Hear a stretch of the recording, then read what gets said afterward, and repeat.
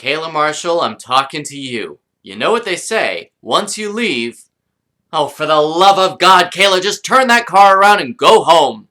You're watching the spoiler alert.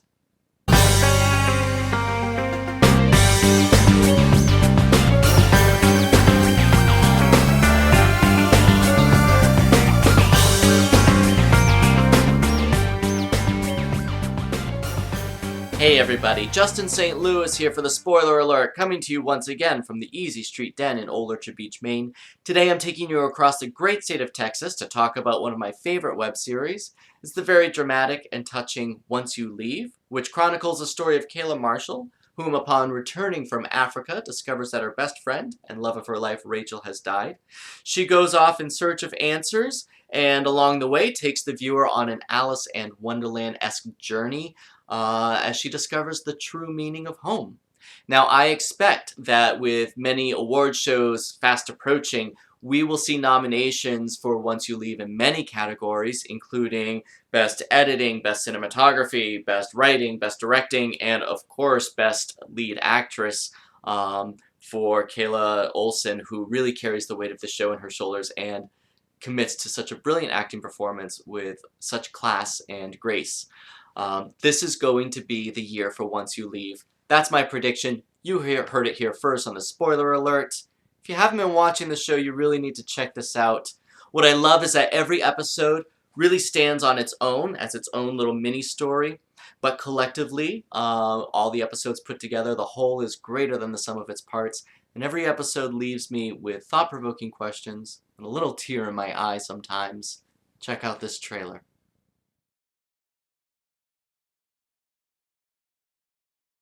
Hi, I'm Kayla Marshall, and I just got done with a 27-month stay in Africa in the Peace Corps, and it was time to come home. Home is a funny word, funny concept.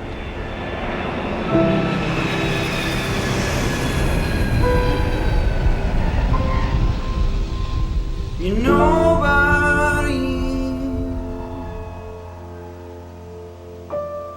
till you're breathing. What? Am I supposed to just keep that room for you forever? This is my house. What am I supposed to do? Where do you want me to stay? How long ago? How come you didn't tell me? It's not my deal. I didn't know where to send them. Mom, I told you how to contact me. Africa, Kayla! What am I supposed to do now? When you went away with Rachel your senior year, I told you, once you leave, don't come back. When you're lost and you try to find someone. Howdy. Yeah, I was looking for Rachel Perkins. Is she around? I'm so sorry, dear.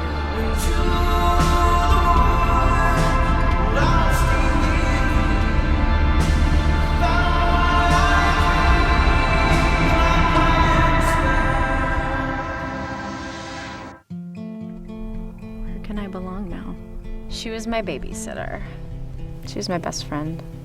You can call me Rachel Bear. Where is he? Why didn't he tell me? I have to know.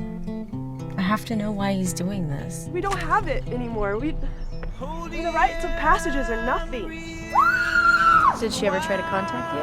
Nah, you're gonna regret it if you don't go find him. Scared of all the giving this time. The waters wash. I need some help. Hey, Kayla! I want my son! Open the door, Abby! Why are you doing this? I want my child. I want my son. Open the door! You abandoned her. It wasn't my fault. My mom did Whatever. I told her no matter what, to always care for you.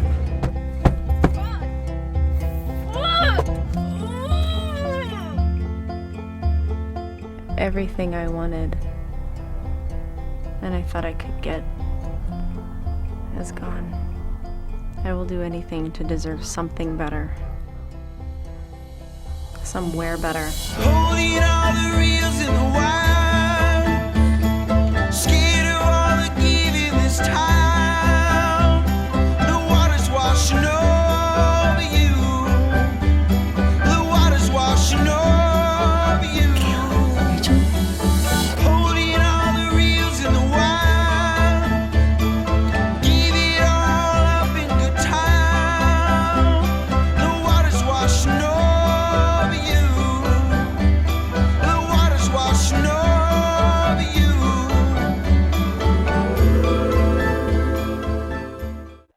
like to welcome Nate Locklear and Kayla Olson to the show.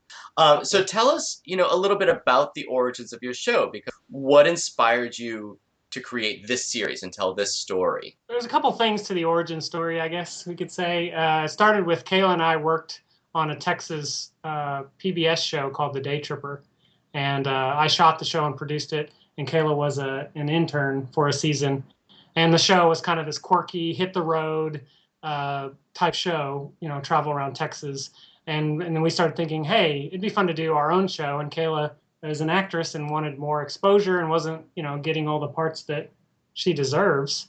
So we said, hey, let's create something. And at first it kind of was going to be drama, but still a little more quirky than it ended up being.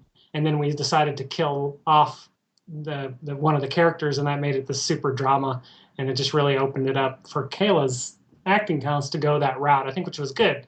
And then a couple other things, like I went out to my sister's land who lives in Goliad, Texas, and just being out there in the land and no city and there's technology, but there's not, you're just sitting on the internet all day long or anything like that.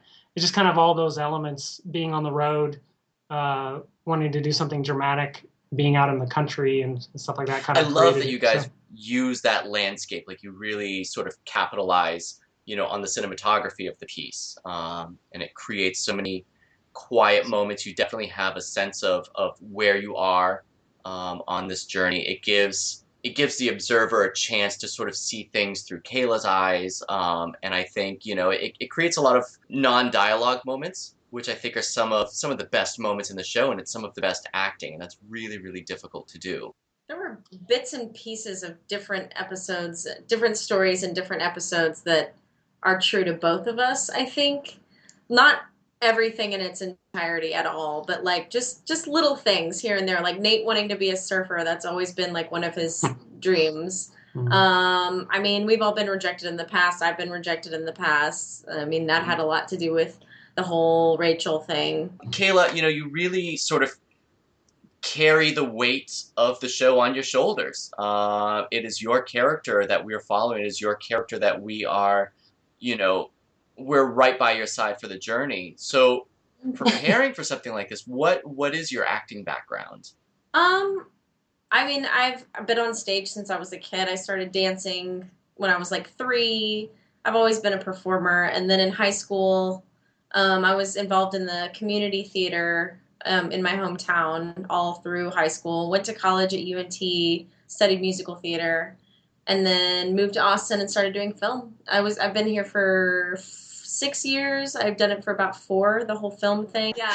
I want to ask something about your character. About a month ago, Indie Inner Tube was doing their Wednesday night podcast, and they were reviewing Once You Leave, and there was a debate that started in the chat room, and it was all about sort of, I guess what I would call the victimization of Kayla. Is Kayla a victim of her circumstances? Is she her own victim? Or is she not a victim at all? I don't think she's a victim. I don't know, do you? Well, she is and she isn't. It's I think they April and Amanda came up with it pretty good, is that she kind of set it up for herself that way, or she doesn't realize that she's doing it. She didn't realize she's doing it. She's kind of, and I said in the chat room, I said she kind of just drifts along through all these situations that happen. And they were saying that, that they were, I forgot how that they said, but they said, oh, Kayla finally made a choice and did something, and she called John Michael, and that made it sound like that she had never made a choice, which she had. She when she came home from the Peace Corps, she said, I'm going to go to my mom's and get my stuff. Once I get my stuff, I'm going to go find Rachel. Once I find Rachel, everything's going to be wonderful. And then it just wasn't, and that was her only plan. And after that, and of course, all our fans have lived with the series for almost a year now, so that seems like a much longer time, where in the reality of the series, it's, a month or so, or however long. And so this Kayla's, being completely devastated, and she doesn't know what to do. So she just kind of drifts through, and these things just kind of happen. I think she's just looking for love and that whole concept of home, but she's kind of, her home was in a person, and then that person didn't work out, and she's still looking for that in whoever, you know, if it's a if it's a man, woman, it's probably not so much a place, but it's probably more in a person, I think, is what she's looking for. I don't think she can find solid ground enough, though, to figure out which way to go or who to go to, because this shit just keeps happening and piling on, you know, like. I have a question from a fan who happens to actually be a mutual friend of ours. Barry Dodd wrote on our Facebook page, and he wanted to know how you're enjoying medium of web series right now. Oh, Barry. I like it. Yeah, I love it. It's amazing. Yeah, I mean, it's exciting. Yeah, totally. And I was I've been making films forever and kind of part of the film culture, I guess you could say. Yeah, I feel like the web, it doesn't matter as much who you are. It just matters what kind of stuff you're making. Where in the film culture, it's like who you know and your name, which that happens a little bit in web too, of course. You know, if you have a famous actress or actor, then it's, you know, people might give it a chance first, but it's different. They look more at like the look and the feel, and then the website and how connected you are. Like if you go to the chat rooms and you participate, and then on top of that, then they look at the acting and the who's in it and all that stuff. Where film, it's like, oh, who's in it? Feels like the web culture right now is more accepting and not as like exclusive. You guys are fantastic, and it's truly, you know, an honor to meet you and chat with you. So I appreciate you taking the time. Thanks, sure, no problem. You guys have a fantastic night. Be sure to check out all the episodes of Once You Leave at their website, www.onceyouleave.com. You can also check out their Facebook page and make sure that you click like. And as always, check out my pages as well on Facebook, Twitter, and YouTube. That's going to do it for today's episode of The Spoiler Alerts. I'd like to thank my guests, Nate Locklear and Kayla Olson. And until next time, I'll be watching the web for you. Have a great night.